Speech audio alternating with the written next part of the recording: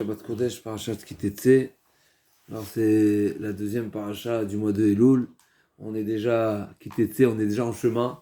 Kitetse la Milchama, on sort, on est déjà, voilà, on est déjà en entamé. Mais on est déjà la deuxième semaine de Elul. Et on va essayer de rappeler un point qui est essentiel, qui est une mitzvah quotidienne.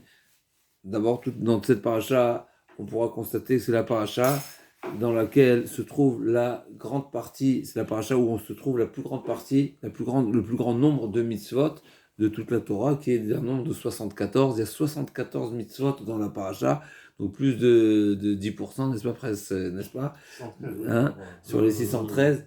Et on pourra remarquer aussi que 74 est égal Aïn Dalet. Aïn Dalet, les lettres de 74, Aïn Dalet. Aïn Dalet, on pourra remarquer que dans le schéma Israël, comme c'est marqué dans la Aïn Dalet, Aïd, Chazak Baruch, on remarque que dans la Torah, le schéma Israël, il y a la grande lettre Aïn et la grande lettre Dalet, n'est-ce pas? Quand on proclame, quand on se soumet à l'unité d'Akadosh Baruch Hu, alors c'est le témoignage essentiel d'un homme qui se doit de rappeler Shema Israël, Aïn et Echad Dalel, n'est-ce pas? Et on retrouve aussi dans Alenu le Shabbat, aussi Aed et Aed, le Alenu le Shabbat et Finu Enod avec Dalet et Alken et Kavela. Chazak Ed, il y a deux Edim, Chazak Baruch, la reconnaissance. Et donc donc c'est une paracha qui, bien sûr, nous demande de nous investir et de voir tout ce qu'il y a dans cette paracha. Il y a toutes sortes de mitzvot qui sont Ben Adam la Chavero, Ben Adam la Makom, envers les Aniyim, envers sa femme. Et la Torah, elle commence par cette mitzvah très particulière de Eshet Efatoire. Juste rappeler avant de parler du vide du sujet, qui est cette mitzvah de Zachor Asher Asa Lecha Amalek, la fin de la paracha, où on se doit se rappeler ce que Amalek nous a fait. C'est quelque chose de très fort. Même Bilham a dit Reshit Goyim Amalek. Amalek a été le premier peuple, la première nation qui nous a combattus, alors que toutes les nations, Shamuamim, Irgazoun, Pelachet, Aznivalou, Aloufé Edom, et les Moavioraz et Morad, tout le monde a tremblé comme des feuilles mortes, voyant ce que nous avons mérité à la sortie d'Égypte. Donc, Akadosh Baruch Hu a sorti des millions de personnes d'Égypte, l'Égypte qui était la puissance mondiale. On est sorti 600 000 hommes. 600 000 hommes adultes de 20 ans à 60 ans. Des adultes de 20 ans à 60 ans. Mais bien sûr, si on compte les femmes et les enfants, donc on fait x3, x4, plus tout le Revrav, Samagam, on n'a pas besoin forcément de le rappeler, mais Vegam et Revrav, c'est marqué dans la Torah, Vegam et Revrav Aleitam. Je rappelle souvent ces différents avis, le nombre du Revrav, il était ou x2, ou x3. Wow. Le nombre d'Ebné, ou x4 le nombre d'Israël. Ou bien il y avait 1 200 000, ou 1 800 000, ou 2 400 000 de Rav. D'accord? Donc le nombre de Rav, il était important. Donc imaginons, voilà, ou 2 fois plus, ou 3 fois plus, ou 4 fois plus qu'elle. Et donc imaginons tout ce nombre de personnes qui sortent de l'Égypte. Et l'Égypte, non seulement, c'est la défaite de l'Égypte d'abord, parce qu'on est sorti, on a été libérés, mais en plus de ça, ils ont été frappés par les 10 plaies, par Makat Bechorot, par la Kiryat Yamsouf, et en plus de ça, troisièmement, elle était complètement dépouillée, comme à l'image d'un filet où il n'y a plus de poissons, n'est-ce pas? On l'a dépouillé, on a tout pris, et malgré tout, Amalek montre une arrogance, une insensibilité, une chutzpah qui est extraordinaire, et il va nous combattre, même sachant qu'il allait, bien sûr, sachant que lui attendait une défaite, mais le Midrash nous dit, c'est comparé à celui qui est prêt à se jeter dans un bain bouillant, pourvu que le bain se refroidisse. C'est très bien qu'il va se brûler, mais ça va dissuader, ça va un petit peu atténuer les émotions de toutes les nations, et c'est ce que, comme nous avons dit, comme Bilham a dit, Reshit Goyim Amalek, Amalek a été le premier peuple qui nous a causé beaucoup de tort. On revient tout de suite à ce sujet-là. Quelle est la particularité et quelle est l'origine d'abord de Amalek? Mais la paracha, elle commence. Je vais juste rappeler quelque chose de magnifique qui est au début de la paracha. Donc déjà, on a dit Kitetse la milchama uvecha. On a l'explication du Rochem Akadosh qui nous dit c'est quoi Kitetse la milchama uvecha quand tu vas sortir en guerre? Alors uvecha, c'est qui ton ennemi? L'ennemi qui est au singulier, oivecha, Kitete la milchama avecha, c'est qui notre ennemi? C'est notre mauvais penchant, c'est notre petitesse, c'est c'est nos tentations, c'est notre façon erronée de voir la vie, c'est notre, n'est-ce pas, notre approche, notre fainéantise, notre paresse, etc. Tout ce qui va avec Akina, Tava, Kavod, toutes les mauvais caractères qu'on pourrait avoir. La Torah nous enseigne Kitete la milchama avecha. Quand tu sortiras en guerre, avec ce que te promet, Untanu Hashem Elokecha, Akjbohu te livrera, ton ennemi sera livré. Untanu, c'est une promesse, mais il faut déjà sortir en guerre. Il faut faire cet effort, il faut faire ce pas, il faut avoir ce courage d'entreprendre une démarche, et Akjbohu te promet Untanu. On sait bien que ce mot de Untanu est celui dans les deux sens. Comme Nathan. Ah, Chazak Ubaor, comme Nathan, Chazak Ubaor. De même que celui qui fait la Zdaka, c'est marqué. Untanu, c'est marqué le noten. En réalité, il pense qu'il fait le geste dans un sens, mais en réalité, c'est dans l'autre sens, comme Rabbi Akiva nous dit. Pourquoi, comme à Tournou sur Pouce a posé la question à Rabbi Akiva, la question a été posée aussi à Rabbi Meir, pourquoi que il a, comment est-ce possible qu'on donne de la tzedaka aux pauvres alors que la volonté d'Hachem, c'est que le pauvre soit pauvre. Donc on va à l'encontre de la volonté d'Hachem. Donc, si Akash Baruch Hu a décidé que cet homme soit pauvre et soit en difficulté, comment toi tu vas venir le défendre? Et qu'est-ce qu'il répond Rabbi Akiva? Pourquoi Akash Baruch Hu a fait qu'il y ait des pauvres? Pour être mezaké, les Hachirim, c'est pour que les riches soient méritants. En réalité, bien sûr, il y a des calculs. Pourquoi Akash Baruch Hu a fait que cette personne soit pauvre? En tout cas, ce qui est certain, c'est que grâce à la personne devient méritante grâce à la donation ici aussi. Et c'est pour ça qu'on a le Nathan à double sens. Là aussi, Untano, Aleph, Vav, pardon, Nun, Tav, Nun, Vav. Donc il se lit dans les deux sens. Et donc, Bezrat Hashem, on aura la promesse et la garantie que chaque effort sera pris en compte. Et Bezrat Hashem, Akash Baruch Hu sera mitzvah. Une personne qui entreprend une mitzvah, et ben le plus grand salaire qu'on pourra avoir, la plus grande attente, le plus grand souhait qu'on peut faire à quelqu'un, c'est que l'investissement et l'effort qu'il a fourni, eh ben ça va lui être rendu en cadeau, à savoir que ça va lui permettre de poursuivre sa démarche. Comme tu as dit tout à l'heure, Mordechai, Jouarou nous donne les moyens pour pouvoir le servir et pour être se donner à l'étude de la Torah. Amen. Donc c'est ce que Akjbour nous dit. Akjbour nous dit, vas-y, sors, dépasse-toi, sors de ta zone de confort, comme on dit, et Bezrat Hashem Akjbour va le livrer. Alors, juste pour le premier sujet de la Torah, cette paracha, pardon, c'est le chidouche terrible, le grand chidouche, cette autorisation que la Torah donne de se marier avec une femme qu'on a pris en captivité. Alors, bien sûr, c'est un chidouche sur plusieurs formes, puisque peut-être un des chidushim particuliers, c'est qu'en réalité, cette femme-là qui va subir tout ce procédé pendant un mois, où Barta et Avia Vetima Yerachemim, et donc Vigil Chad Rocha, etc. Mais il y a une conversion qui va être réalisée à terme, et c'est une conversion forcée. Donc, une conversion forcée, c'est pas une conversion, n'est-ce pas, qui est bien sûr normalement acceptée. Et ici, la Torah, elle autorise. Et pourquoi la Torah, elle autorise la Yefat Toar, donc cette femme-là, donc ce combattant qui a été séduit par cette femme, parce que là, la Gemara a dit, que je vous redis, Moutav, vaut mieux que j'autorise dans cette situation très particulière que j'autorise, plutôt parce que l'autre dit Torah, la Keneged et Tsarara, parce que la personne qui sort en combat, eh ben, il est fragile, il est vulnérable. Donc, je vous aurais dit, tu sais quoi, je suis souple, je te l'autorise. Mais ce qui est certain, c'est que ça ne veut pas dire que je te conseille. Et ça ne veut pas dire que c'est prometteur et que ça va donner des bons résultats. Comme on va voir tout de suite la paracha suivante qui suit cette. Juste, je veux rappeler quelque chose. Il y a deux halakhot qui sont. Pardon. Après, il y a Ben Soramoré. On y arrive à Ben Soramoré. Mais il y a deux halakhot qui vont dans le même ordre d'idées, qui sont d'ailleurs juxtaposés dans le Rambam. Le Maïmonide, il nous fait un lien entre deux halakhot. On sait que lorsque les combattants vont chez l'ennemi, eh ben, ils ont le droit de consommer le pakacher qui se trouve chez l'ennemi. Pas seulement dans le cas où c'est. Pas seulement dans le cas où il y a un risque, il y a un piquoir nefesh, où leur vie est en danger, mais même s'il a une envie, il veut se faire un plaisir, il se trouve pendant le moment il trouve chez l'ennemi, eh ben il a une autorisation de ne manger pas cachère. Eh ben ça ressemble exactement ici à ça aussi. Il y a une autorisation pour les combattants de prendre cette femme-là, de cette captive, et de vivre ensuite avec elle. Mais encore une fois, ça ne veut pas dire forcément que ça va donner des bons fruits, comme la Torah va suivre ensuite Ben Sorero Moré.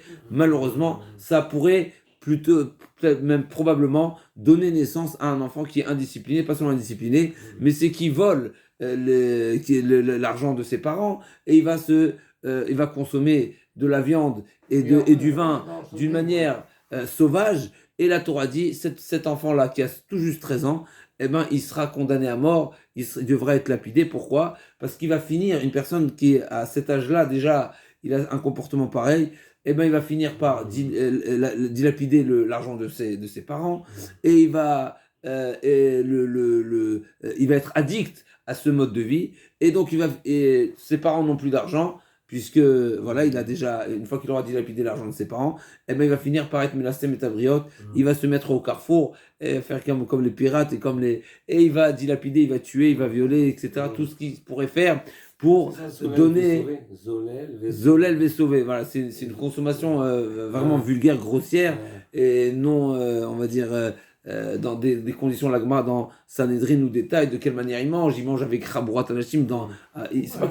C'est pas qu'il se fait plaisir dans son coin, mais c'est que vraiment c'est devenu un mode de vie, c'est un glouton. Mais en plus de ça, il y a deux notions très particulières. C'est d'abord qu'il mange en groupe avec des personnes qui sont d'une même ambiance. En plus, c'est marqué Meshaker Talmudo. Là aussi, c'est un sujet à part entière du Sichot Moussa. On ne va pas rentrer dans ce sujet, mais il va être aussi, malheureusement, tous les enseignements qu'on aura pu lui enseigner, eh ben, il va finir par les oublier. Et en réalité, dans cette paracha, il y a un grand moussard, c'est qu'en réalité, la consommation non régulée et la consommation grossière et comme ça qui est pas qui n'est pas disciplinée, eh ben amène la personne. La grande problématique de cette consommation, c'est que ça va amener la personne à oublier ce qu'on lui a enseigné. Il n'aura plus de référence et il sera dans la jungle, il va faire n'importe quoi jusqu'à encore une fois tuer pour pouvoir répondre à ses besoins. Mais je veux revenir sur cette autorisation particulière de la Torah. Et bien, c'est un enseignement très fort qui a déjà été rappelé par Yosef Hatzadik. C'est marqué que Yosef Hatzadik, lorsqu'il s'est révélé à ses frères, et ensuite ses frères s'apprêtaient à le quitter pour aller annoncer à Yaakov Avinu la retrouvaille de Yosef Hatzadik, qu'est-ce que Yosef Hatzadik il a dit à ses frères? Al tirgezu badarer. Ne vous mettez pas en colère badarer quand vous êtes en chemin. Pourquoi? Parce que l'Agma nous dit, quand on est en chemin, quand on n'est pas posé, eh ben ça risque de partir dans tous les sens, et il n'y aura pas de discussion qui sera construite, il n'y aura pas d'échange avec le ton voulu, etc., une harmonie. Et donc ça, c'est pas le moment de discuter. C'est une discussion qui va finir en colère, en dispute. Badar, quand tu n'es pas posé, t'as pas le ishuvada, tu n'es pas concentré, t'as pas les éléments. C'est pas le moment. Il faut savoir qu'il y a des choses qui ne sont pas à faire, surtout quand c'est des sujets sensibles. Et bien pareil, quand on retrouve dans une personne qui est un combattant, qui se trouve chez l'ennemi et qui est dans un état de guerre, quelque part, il n'est pas lui-même pour pouvoir surmonter l'épreuve. C'est pour ça que la Torah lui dit, c'est quoi? Vas-y, mange, tu as le droit. Je t'autorise, encore une fois, ça reste encore avec des règles particulières, mais en tous les cas, il y a une certaine autorisation. Et cette notion-là, on la retrouve aussi chez Amalek. Asher Kara Baderer. Lui, il a choisi, il a profité du moment où on était Baderer, on était encore en chemin, on n'était pas encore chez nous, on n'était pas en Eretz Israël. Quand est-ce qu'il nous a attaqué? Il n'a pas attendu qu'on rentre en Eretz Israël. Alors qu'on était encore en chemin, qu'on est encore fébrile quelque part, parce que c'est vrai qu'on est sorti d'Égypte, mais on n'a pas encore atteint notre objectif, on n'a même pas encore reçu la Torah, on n'est bien sûr pas encore en Eretz Israël, on n'est pas encore installé, on n'est pas positionné, et il nous a pris quand on est faible, et là on voit qu'en réalité, il a très bien compris la psychologie de l'homme. Une personne qui est fébrile et qu'on le frappe, et ben cette personne-là, cet agresseur, pas de pitié pour lui. Il faut Timre et Zecher Amalek. Mais on va revenir d'abord, avant de revenir à Amalek, on va revenir, ça c'est le lien qu'on peut voir entre le combattant qui se trouve chez l'ennemi pendant une période de combat et Amalek qui a choisi justement ce moment. Je vais juste revenir, cette notion de quand on est en chemin, et la Torah elle est une certaine on va dire souplesse envers ce combattant, comme on a dit, parce qu'on n'est pas soi-même. Ce qu'il faut savoir, c'est que la Torah nous met en garde, comme nous venons de dire. La suite de la paracha, c'est le Ben Soramour. Il faut savoir qu'un homme peut être quand un homme n'est pas dans son contexte, et il va faire des choix comme ce fameux choix d'avoir craqué pour cette femme qui est captive, qu'il a séduit. En réalité, la personne, a priori, Vechashak Taba, a priori, il avait de l'appréciation pour cette femme. Il y a peut-être eu un échange pendant un mois. Il a échangé, il a vu, il a discuté, il a jaugé la situation. Est-ce qu'il pourra fonder un foyer avec elle, etc. Et après, c'est marqué quoi? En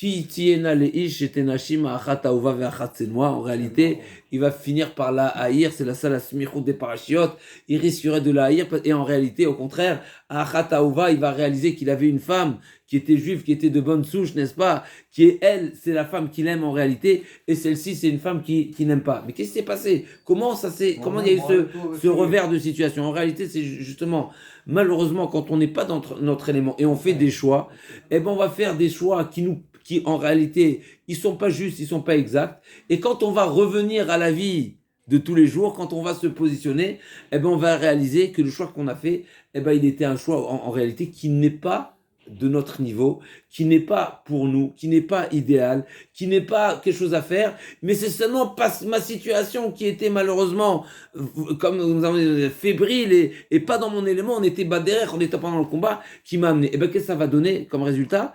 Et ben cette personne aura de la haine envers cette femme. Pourquoi? Parce qu'en réalité, cette femme qui l'a séduit, cette femme qui l'a trompé, cette femme, eh ben elle lui a raté sa vie. Elle lui a fait rater sa vie. Elle lui a causé un dommage. Et en réalité, ce dommage, il n'est pas seulement pour lui, mais il est envers sa maison parce qu'il avait, avant la génération, mais il avait aussi pas probablement, mais il est possible qu'il était déjà marié, cet homme-là. Donc en réalité, le fait de ramener une deuxième femme à la maison, mais ça empiète sur eh ben au contraire, la Torah nous dit, quand tu vas prendre conscience de malheureusement, des fois c'est trop tard, mais en tout cas, ce qui est certain, c'est bien comprendre qu'il y a des moments où on n'est pas prédisposé à prendre des décisions, surtout des décisions importantes comme des décisions qui sont pour la vie, des décisions qui sont en réalité, quand on parle pour la vie, c'est aussi bien pour la personne, mais aussi bien parce qu'il va mettre au monde des générations, et quand on voit la fille de Sora Moré, et automatiquement, même si au départ, il a pu avoir de la hava, mais il n'était pas dans son contexte. Et quelque part, peut-être que la Torah nous dit 30 jours, parce que 30 jours est un temps suffisant, comme le mois de Elul, c'est ce qui est rapporté dans les Sfarim, ce Yerachamim, ça fait allusion à cette période de Elul, c'est une période suffisante où si on s'investit et on réfléchit et on se positionne exactement à savoir est-ce que c'est un bon choix ou pas un bon choix, est-ce que je l'ai fait alors que j'étais dans l'excitation, j'étais j'étais perturbé, etc. Prends le temps de décider correctement. Pose-toi, comme on a dit encore une fois, Yosef Hatzadik dit à ses frères, on parle de Shvatim, même les Shvatim, quand ils sont bas derrière, c'est pas le moment. Et pour revenir, justement, c'est ce qu'on a dit dans le Balak, quand on a dit Amalek, qu'est-ce qu'il a fait? Il a choisi ce moment-là où on était faible. Il a choisi le moment où on n'était malheureusement pas encore suffisamment investi, on n'était pas suffisamment fort, on n'était pas suffisamment réfléchi, et il nous a refroidi. Et ça, là, on va parler de la définition de Asher Kara Bader. Alors nous savons littéralement Kara peut avoir trois sens. Kara peut vouloir dire refroidi. Il nous a refroidi dans notre élan. C'est pas seulement nous, c'est pas seulement le peuple d'Israël, mais il a refroidi aussi toutes les nations. Le regard que toutes les nations avaient vers nous, eh ben, il a été aussi atténué, il a été aussi refroidi, il a été aussi fragilisé. Ça, c'est la première explication. Kara, c'est refroidir. Deuxième explication, Asher Kara, c'est Milachon Keri, c'est Milachon Tum'a. Mais en réalité, les deux se rejoignent. Parce qu'en réalité, quelqu'un qui est froid, eh ben, il est impur. On y arrive tout de suite, c'est lié. Et Mikré aussi, c'est hasard, mais ça va toujours dans le même sens. En réalité, une personne qui pense qu'est-ce qu'il prétendait à Amalek qui prétend, c'est vrai, tout ce que vous avez vu, c'est beau ce que vous avez vu, mais c'est pas forcément la providence divine, c'est pas forcément un projet, ça peut être un hasard, à tel point que certains souhaitent dire que même la traversée de la mer Rouge, c'est un phénomène, c'est un phénomène qui pourrait revenir. Il y a eu des vents, Akshborou a justement fait croire C'est quelque chose, c'est un phénomène qui s'est... Souvent on entend des choses pareilles. Donc en réalité, les trois notions, que ce soit un refroidissement, que ce soit une impureté, ou que ce soit micré, que c'est un hasard, ça va tout dans le même sens. En réalité, l'origine de cette notion est qu'est-ce que tu donnes comme considération à ce qu'on te fait voir d'une manière flagrante et évidente. Tous les jours, le bon Dieu nous fait voir certaines choses, que ce soit une ashgacha pratique, que ce soit des voilà où Akadosh Baruch Hu nous montre que voilà je suis là, je te protège, tu es au rendez-vous, tu as eu le bus tout de suite, tu as trouvé une place de stationnement, tu as réussi à te lever à l'heure en bonne forme. Bien sûr, ça c'est la première des choses. Tu as pu prendre le temps pour étudier. Des fois, dans la journée, tout se passe bien et si on fait le relevé ensuite à la fin de la journée. Quelle journée j'ai passé? En réalité, si on fait cet effort-là, on est au top parce qu'on pourra constater que Akadosh Baruch Hu, il était présent. Si on est dans cette dimension, que c'est pas migré, c'est pas un hasard, c'est pas bon, j'ai réussi, c'est un hasard, j'ai eu de la chance, j'ai eu du mazal. Non, si on se dit c'est le bon Dieu qui nous a fait réussir, c'était la volonté du bon Dieu, et ben là automatiquement il y aura pas on sera pas froid, on va pas venir avec la tête comme ça, on va pas se traîner, on aura une certaine vivacité. C'est exactement l'intérêt de l'impureté. C'est quoi l'impureté? L'impureté c'est la mort. Pas l'exemple, on va dire le type d'impureté le maximal, le plus important, c'est le mort lui-même. En réalité, toutes les impuretés, c'est une forme de mort. Il y a la grande mort, il y a la petite mort, il y a le mort qui est ce qu'on appelle Avi Avotatuma, c'est le père des pères de la Touma, et il y a des particularités d'ailleurs, même l'espace il est impur, ça c'est particulier au mort. Le mort, non seulement il est malheureusement d'être en contact avec un mort, c'est très problématique parce que cette mort elle est comment on appelle ça, elle est contagieuse, à tel point que elle impacte même l'espace. Même l'espace, c'est contagieux. Pourquoi? Parce que malheureusement, l'homme, il a ce côté animal, ce côté un petit peu qui le tire vers le bas, le côté de la nature des choses qui pourrait amener l'homme à penser que les choses se font mais les aime naturellement et il n'y a pas de provision. Ça, c'est la définition de la mort et c'est justement ce que ça représente Amalek. Nous avons le devoir de nous rappeler tous les jours de Zachor et Asher Asa Lecha Amalek. Toujours on doit se rappeler, n'est-ce pas? Esser Zechirot Shechavdem Mitzvot Bechol Yom, Yetziat Mitzrayim, VaShabbat, VaAman, ou Maaseh Amalek. Maaseh Amalek, il est même avant Mamad Har Sinaï, parce qu'effectivement, il est venu avant Har Sinaï. On doit se rappeler tous les jours, parce que tous les jours on doit se dire, je dois pas être froid, je dois pas être las, je dois pas être lourd, je dois avoir une vivacité. Et qu'est-ce qui va amener la vivacité à la personne? Mais de savoir que tout est la volonté d'Hachem. On a été choisi par Hachem, on est au service d'Hachem. Hachem est fier de notre service, il attend notre service, il attend qu'on le serve, il attend qu'on le reconnaisse. Et c'est quelque chose qui doit nous donner un élan, qui doit nous donner une source de vie. Amalek, c'est l'inverse. Alors juste pour rappeler d'abord, cette notion, on a dit que la mitzvah de Amalek, on la rappelle avant Mamad Har Sinaï, pas parce que c'est plus important, d'abord parce que chronologiquement parlant, c'était avant, mais en plus de ça, parce que Amalek, il faut savoir, ça a eu une empreinte sur nous où malheureusement, si Amalek n'était pas venu, comme ça j'ai vu, si je ne me trompe pas, dans le Kliyaka, eh ben, le matin de Torah, on n'aurait pas fait le Hegel. Amalek, quand il nous a refroidi, malheureusement, c'est ça ce qui nous a amené à faire le Hegel. Et donc, ça veut dire, on a eu les Luchot Shniot, ça veut dire qu'on n'était pas au niveau des premières Luchot, ça veut dire que la Torah, on l'oubliait, ça veut dire le Galout, etc. Donc, Amalek, c'est la source de, malheureusement, et d'ailleurs, tous les jours. C'est à quel moment? C'est avant avant Matan Torah. C'est avant avant le don de la Torah, dans les 40 jours, dans les 40 n'est-ce pas 49 jours après dans le désert. Dans le désert, juste après la sortie d'Égypte. Ils nous ont attaqué. Ils nous ont attaqué. Entre Matan Torah. Entre Etienne et Matan Torah, dans ces 50 jours-là. C'est ça. D'ailleurs, tous les jours, dans la bracha qui précède le Kriyat Shema, qu'est-ce qu'on dit? On dit Vekiravtanu Malkenu Lavdatecha. Il y a 3 rappels qui sont en allusion dans la bracha avant le Kriyat Shema. Là aussi, à nouveau, on voit qu'il y a des rappels qui sont essentiels. Et d'ailleurs, ils figurent dans la paracha. Les 2 sur les 3 figurent dans la paracha. Qui sont quoi? Kiravtan Malkenu Lavdatecha. Kiravtan Malkenu, à quoi ça fait allusion? Har Sinaï. Ah. Kirvanu ifne Har Sinaï, n'est-ce pas? Ah, Veillou ouais. Kirvanu ifne Har Sinaï. Ouais, Velo Dayenu. Natan ta Torah Dayenu. Le fait même qu'Akashbaruch nous a rapprochés du Har Sinaï, c'est déjà quelque chose Dayenu, c'est quelque chose qui est déjà énorme. Alors c'est pas le sujet, mais parce que cette proximité avec Akashbaruch et ces révélations qu'il y a eu au moment de Matan Torah, c'est des révélations extraordinaires, sans parler du don de la Torah propre. Donc ça, c'est premièrement, Kirvan Malkenu, la Avodatecha, c'est quoi? Ça fait allusion à Matan Torah. Deuxièmement, donc on le rappelle avant le Kriyat Shema. Deuxièmement, à Matan, donc le Har Sinaï, on parle d'être au pied du Sinaï. Deuxièmement, Kirvan Malkenu, Shimcha Gadol. Les Shimcha Gadol, ton grand nom. À quoi ça fait allusion ton grand nom? Ça fait allusion à ce rappel de se souvenir ce qu'il a fait à Amalek.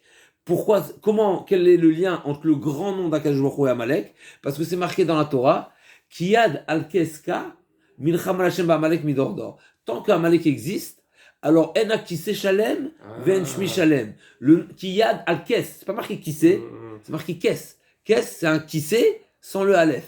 Ça veut dire qu'il manque le Aleph Chaz Shalom. Akadosh Baruch Hu dit tant qu'Amalek est là, tant qu'on n'a pas solutionné, tant qu'on n'a pas liquidé Amalek, malheureusement, ce qu'il a pu avoir comme conséquence sur nous, eh ben le trône d'Hachem il n'est pas Shalem.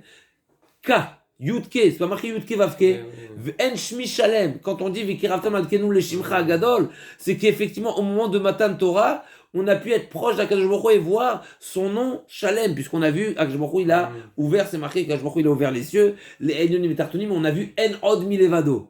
D'accord? Donc on a pu voir qu'Hachem était unique. Donc on a vu la grandeur d'Akadosh Baruch Hu. Mais Amalek s'oppose à ça. Amalek cherche à brouiller les pistes. Et la troisième chose, le troisième rappel avant Kriyat Shema, c'est quoi? Le Hodot Lach. Te louer, te remercier. Ça fait allusion à quoi? Ça fait allusion à quoi? Zachor et Asher Asa Hashem Lecha, les Myriam. Là aussi, ça fait partie dans la paracha. On a deux rappels sur ces trois-là. Se souvenir ce que Akadosh Baruch Hu a fait à Myriam. Qu'est-ce que Rashi nous dit? Rashi nous rappelle. Pourquoi la Torah a eu besoin de dire souviens-toi ce que j'ai fait à Myriam? C'est un chouma pour Myriam. Et plus que ça, on peut dire la Torah a utilisé les mêmes termes qui ont été utilisés à Mavdil pour Amalek. Ah oui, Myriam Anevia. Myriam, c'est la, comme ça j'ai entendu du Rav. Et comme ça c'est marqué dans les textes, mais j'ai entendu du Rav avec beaucoup de. C'est grâce à elle que son père s'est remarié. C'est elle qui a veillé sur Moshe Rabbeinu. Et bien sûr, c'est la grande sœur de Moshe Rabbeinu qui était prophétesse avant Moshe Rabbeinu. Et comme ça, tu me dis, et il faut savoir, malheureusement, c'est la seule manière qu'on comprend. Des fois, on se dit, et alors si je dis des mots mal placés? Et là, je ne passe pas pour autant que le bon Dieu va me punir. Ah bon? Personne ne passe à travers le filet. Myriam Anevia, malgré le fait que tu as Chazak, Myriam Anevia, qui fait quelque part père avec Moshe et Aaron, c'est marqué comme ça dans le Midrash. On a eu trois pédagogues, comme ça c'est marqué au clan d'Israël. Moshe, Aaron ou Myriam, c'est les trois qui nous ont, grâce auxquels nous sommes sortis d'Égypte. Et comme nous avons dit, c'est grâce à Myriam Bichlal qui a eu la naissance de Moshe Rabbeinu, n'est-ce pas? Et malgré tout, quand on parle, alors bien sûr c'est parler sur Moshe Rabbeinu, bien sûr, mais bien sûr on peut imaginer que Myriam Anevia n'a pas parlé par haine, chas v'shalom, n'a pas parlé par jalousie, mais par manque d'appréciation. Eh ben la punition n'a pas manqué. Alors bien sûr, on reconnaît à Myriam on doit sa reconnaissance, parce que c'est grâce à Myriam qu'on avait le puits dans le désert. Et ben on l'a attendu pendant une semaine. De même que pour lui rembourser ces petits instants où elle a veillé sur Moshe Rabbeinu quand il était sur le Nil, et ben nous aussi on l'a attendu. Mais on refait une parenthèse, cette obligation là de se souvenir de Myriam Anevia, il y a un lien direct avec cette obligation de nous souvenir qu'est-ce que Amalek nous a fait, parce qu'en réalité les deux sont liés. Qu'est-ce qu'il dit Amalek? Amalek il dit Amalek, c'est marqué dans la paracha, Velo Yar Elokim, il ne craint pas le ciel. Ça veut dire qu'il croit qu'il y a le bon Dieu. Il croit en mon Dieu, seulement il ne le craint pas. Qu'est-ce qu'il dit? Ram Hashem Kivudo Hashem, il est dans les cieux, et le monde, il nous l'a donné. Nous, on est maîtres du monde aujourd'hui. Les gens laïcs. Non, pas laïcs, lui, il est croyant, encore une fois. Il croit. Pas de la religion. Il croit au Créateur. Mais il croit pas, il pense que le bon Dieu. Il croit que c'est un problème, en fait. C'est ça l'égoïsme. Non. Il croit que c'est un problème. Il y a la religion, Je parle pas de la religion, laisse la religion. Je parle pas proprement des mitzvot que le bon Dieu nous a ordonnés. Je parle du lien qu'il y a de manière générale. Est-ce que le bon Dieu s'intéresse au monde? Le monde c'est matériel, le monde c'est bas, le monde c'est petit, le monde c'est impur, le monde c'est froid, le monde c'est, n'est-ce pas, Cherka Chabader dans tous ces sens-là. Donc c'est difficile, philosophiquement parlant, de dire que le bon Dieu s'intéresse à quelque chose qui est aussi bas que l'homme. Mais ça, c'est la vision de Amalek. Amalek pense que l'homme est petit. Amalek pense que l'homme n'est pas capable. Amalek pense que on est froid. Mais en réalité, non. Nous avons les capacités, par un instant, de passer du tout au rien. Et c'est ça, cette différence-là. Donc, en réalité, il y a un lien direct, et là, je complète cette notion-là. Il y a un lien direct entre le rappel de ce que Hachem a fait à Myriam, à savoir nous rappeler que c'est l'interdiction de parler sur quiconque, de ne pas parler du mal sur quelqu'un d'autre. Pourquoi ? Parce qu'en réalité, pourquoi on se permet de parler sur l'autre ? Il y a deux, on va dire, deux faibles qu'on peut avoir, deux raisons pour lesquelles on se permet de parler sur l'autre. Un, parce que on pense on le dévalorise.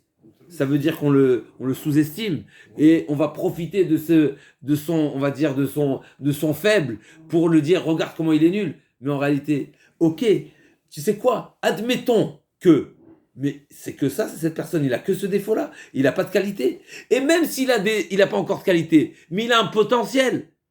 Et c'est le fils d'Hachem. Et le bon Dieu lui donne la vie. Donc le bon Dieu, il croit en son potentiel. Qu'est-ce que tu te permets de parler contre lui ? Pourquoi tu le condamnes ? Et comment tu te permets de dire des propos qui risqueraient de lui amener du tort ? Mais pour qui tu te prends ? Ça, c'est la première, n'est-ce pas ? C'est la première fausse vision qu'on peut avoir. Malheureusement, on n'a pas suffisamment de considération envers la personne. Et donc, on n'a pas d'amour. Et donc, on ne cherche pas son bien. Et c'est ça la définition de l'amour. La définition de l'amour, n'est-ce pas ? On a le devoir d'aimer chacun du peuple juif. C'est souhaiter son bien. De manière générale. Que ce soit son bonheur, que ce soit son développement, que ce soit sa réussite financière, que ce soit sa réussite dans son couple, dans sa famille, dans son développement, dans tout. C'est ça, Ve'avta, c'est souhaiter son bonheur. En réalité, si on prend conscience de cette mitzvah-là, mais on va pas dire de la shonara. Parce que si tu souhaites le bonheur de quelqu'un, mais tu vas pas dire quelque chose qui pourrait risquer sa défaite ou son manque de réussite. Donc en réalité, cette problématique, c'est c'est quoi la considération que nous avons envers autrui ? Ça rejoint Amalek. Amalek, il dit on est petit. Mais en réalité, pas du tout. On n'est pas petit, on est très grand. On est des serviteurs d'Hachem, on a été choisis par Hachem. On a des grandes capacités, on a des grandes facultés. C'est pas le petit. Il y a deuxième catégorie qui est encore pire que ça. C'est mitkaben biklot ravero. En réalité, il va écraser l'autre pour se valoriser. En réalité, là aussi, c'est pareil. Je comprends pas. De qui tu te moques ? C'est pas toi, tu es où tu es. Tu vas gagner quoi de rabaisser l'autre ? C'est pas en rabaissant l'autre que tu vas monter. En réalité, la vraie évolution, c'est l'évolution personnelle. C'est pas en ayant un dessous de pied, n'est-ce pas, une marche, un marche-pied que tu vas être plus haut. Non, pas du tout. Le fait qu'il y a quelque chose en dessous de toi, ça veut pas dire que tu es plus haut. C'est à toi de faire l'effort de monter. Et ça, le problème d'Amalek, il ne sait pas voir. Et là, on va rappeler deux petits exemples qu'on a trouvé dans la Gemara, dans les notions de Chachamim. C'est la notion de Rabbi Eliezer ben Dourdia. On sait très bien que Rabbi Eliezer ben Dourdia, c'est une personne. Rabbi Eliezer ben Dourdia. Ben Dourdia, donc c'est quelqu'un qui avait fait beaucoup de fautes. Et à un moment donné, il a réalisé par une petite allégorie qu'en réalité, il était fichu. Et il a dit, ah bon, je suis fichu ? Et bien là, il s'est pris en main et il est parti, il a pleuré, il a fait une grande chouva. Beza Ben Dourdia, c'est la Gemara dans Avodazara, on arrive bientôt, bien sûr on arrive. Et il a fait une grande chouva et il est mort. Il est mort de ses pleurs et il y a une voix céleste qui a été entendue. Rabbi Eliezer Ben Dourdia Muzman Echayim Haba. C'est une personne qui a pris conscience de la gravité de la situation. Il a compris que l'heure était grave. Et il s'est pris en main, il a fait une chouva sincère, il en est mort, et il y a une batkol, jusqu'à une batkol, une voix céleste qui a été entendue. Qu'est-ce que Rabbi Yehuda Hanassi il a dit ? Rabbi, qu'est-ce qu'il a dit ? Il a pleuré en disant Yesh kone olamo b'sha'achat. L'opposé de Amalek, c'est qui ? Rabbi qui lui dit regarde, prends conscience, une personne en un instant. Mais c'est quoi la force ? Ça montre les capacités d'un homme. Ça montre les capacités d'un homme. Un homme qui est sincère, un homme qui se prend en main, sache qu'il est capable. Et comme nous avons dit au début de la paracha, Untano, c'est le bon Dieu qui va nous aider. Comme c'est marqué, si ce n'est Akashbochou qui nous aide, on ne peut pas surmonter le etc. Mais ce qui est certain, c'est si tu es sincère, le bon Dieu va te faire. Et encore une fois, tu peux passer de la plus grande des poubelles à Rabbi Eliezer Ben on trouve encore un exemple pareil avec les enfants de Bnei Korach. C'est marqué les enfants de Bnei Korach. Ils ont mérité d'avoir un endroit surélevé. Et quelque part là aussi, parce que par un instant de réflexion, ils ont mérité cette. Encore un exemple. C'est marqué le jour de Rosh Hashanah. Pourquoi on sonne une première fois quand on est assis et on sonne une deuxième fois pendant la Chazara pour être balbel le Satan. Mais je comprends pas. Le Satan, c'est un ange. Il sait très bien ce qui se passe. Debout, assis. Tous les ans, c'est la même chose. Qu'est-ce qui se passe? En réalité, vous savez pourquoi il a peur, le Satan? Parce qu'il sait très bien que le chauffard, le son de chauffard qui retentit dans les oreilles d'un juif, en un instant, ça peut le faire basculer du tout à rien. De rien à tout, plutôt. Il va passer du pauvre type, malheureusement, qui est froid, qui est endormi, qui est impur, qui est dans la nature des choses, n'est-ce pas, qui se laisse bercer par la nature du monde, et en un instant, il peut atteindre les cieux. Donc il a peur. Une fois que le premier chauffard retentit, mais ça a pu faire effet. Donc le deuxième chauffard, ça y est, ça va être déjà le triatamétim, etc. Il sera au chômage. Donc il a peur. C'est ce qui nous prouve combien la capacité de l'homme, elle est grande. Et juste, on va rappeler, c'est quoi, vous savez, c'est quoi l'origine? L'origine de Amalek. C'est qui l'origine de Amalek? La Gemara nous dit, Amalek, d'où il vient? Oui, et c'est qui? Mais c'est qui la mère? C'était qui la mère de Amalek? Alors, c'est pas de Esav directement, c'est Timna. Aïta Pilegesh et Eliphaz, c'était la concubine, on va dire, de Eliphaz, qui était le fils de Amalek. Mais là, le Chachamim nous enseigne que Timna, cette femme-là, c'était une femme qui voulait se convertir et qui n'a pas été, et qui a été rejetée par Avraham, Israël et Yaakov. Alors, on ne sait pas exactement le pourquoi, mais ce qui est certain, c'est qu'elle a été rejetée. C'est-à-dire, certainement, c'est que les Avot ont jugé qu'elle n'était pas digne à se convertir. C'était par intérêt, c'était pas juste, il y avait une crainte. En tous les cas, sa conversion a été recalée.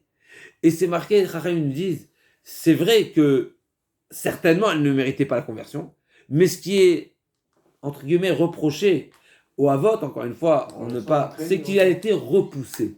Il y a une différence entre dire à quelqu'un non et en lui disant, et de lui dire, va te faire voir. N'est-ce pas? On parle des Havot. Mais c'est Chachamim qui nous disent, fais attention, n'est-ce pas, comme la Gemara nous dit, fais attention, Léolam, Donc elle avait raison quelque part un petit peu. Ils avaient raison. Non, on n'a pas été diplomate vis-à-vis d'elle. Donc il y a un problème. On ne peut pas repousser une personne comme ça. C'est juste, il a fait mot. Malheureusement, Chazak. Alors encore une fois, il y a pourquoi les Havot ils l'ont repoussé, c'est qu'il y avait des raisons valables, c'est certain. Mais ce qui en découle aussi, c'est que malheureusement, cette mauvaise manière a donné naissance à quelqu'un qui ne valorise pas. C'est-à-dire, quand on repousse quelqu'un, malheureusement, comme c'est marqué, on était en train de dire, le olam yamin docha, small docha, pardon, shalom, small docha yamin mekarevet. Quand tu repousse de la main gauche. Voilà. Quand tu rapproches, c'est avec la main droite. Pourquoi? Parce que de repousser, malheureusement, ça peut engendrer quoi? La naissance de Amalek qui va être à dénigrer et dévaloriser. Quand on repousse quelqu'un, quelque part il y a un certain manque de considération, une manque de... Encore une fois, on parle d'Avraham Sayadon, on ne sait pas de quoi on parle. Mais ce qui est certain, c'est pour nous, on doit retenir cette notion-là. Quand on est dans l'éducation, quand c'est avec un élève, quand c'est avec des enfants, quand c'est avec nous-mêmes, on ne doit pas nous-mêmes nous sous-estimer. Se sous-estimer, c'est l'idée de Amalek. C'est Amalek qui veut nous refroidir, il veut dire... T'es nul.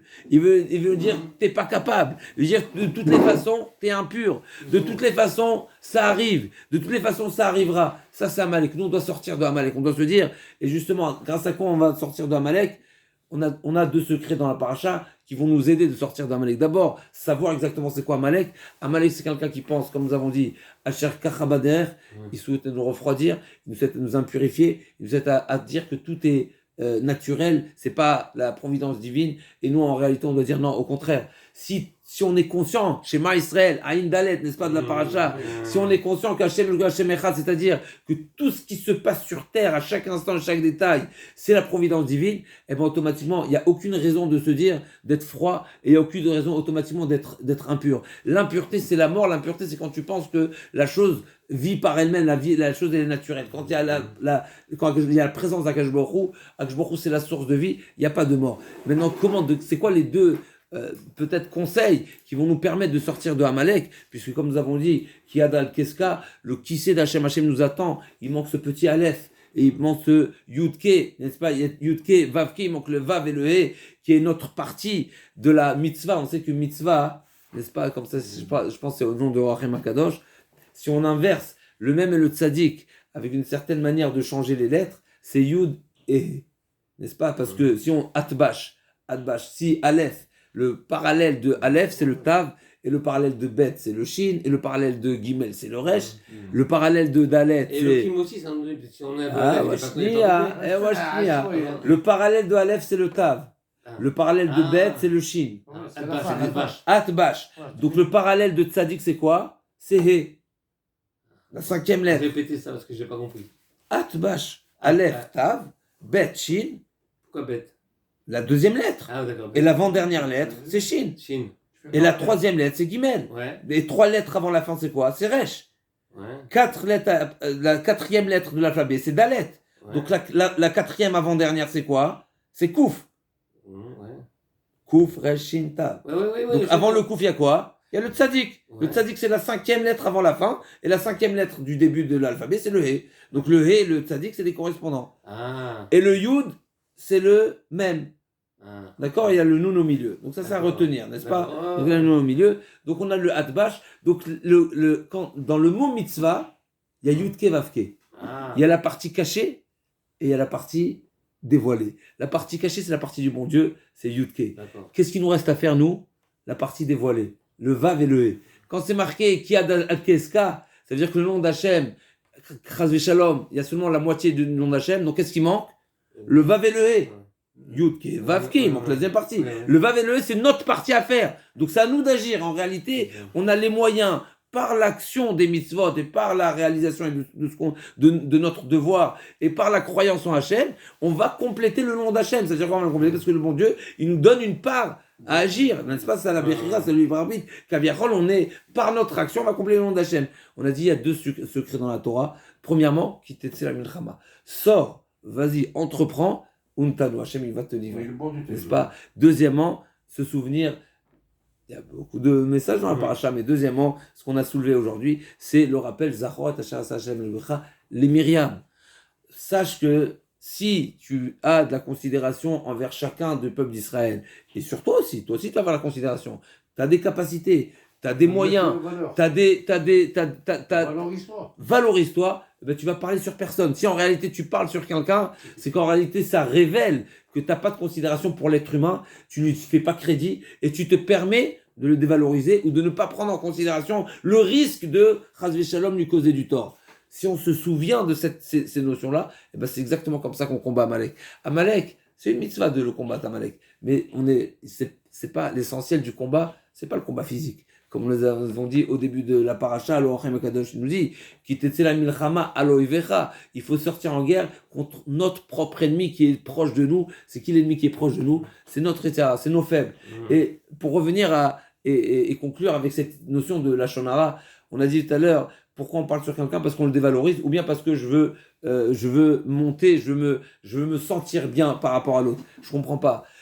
Si tu te permets de parler sur l'autre, c'est que tu juges et tu connais et tu sais exactement le niveau d'épreuve qu'il avait. Pourquoi? Tu connais son épreuve. Parce que la Torah nous dit, Aloïvecha, l'ennemi, le Yetzer Hara, il est du sur-mesure. Chacun il a son Yetzer Hara. Est-ce que tu es capable de dire que tu aurais pu surmonter le Yetzer Hara de ton ami? Est-ce que tu connais le Yetzer Hara de ton ami? Est-ce que tu as les circonstances? Est-ce que tu as les éléments de ton ami? Comme nous avons dit la semaine dernière, Hachem a dit même à David Améler, si toi tu étais Shaoul, tu n'aurais pas surmonté.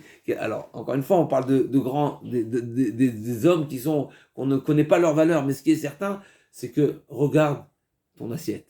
Regarde ce qui te concerne. On se doit de se concentrer sur nous-mêmes, et particulièrement pendant cette période, comme nous avons dit, nous sommes déjà la deuxième semaine du mois de Elul. On a cette obligation de faire une introspection, de se demander qui sommes-nous? Qui sommes-nous dans les deux sens? D'abord, où on en est?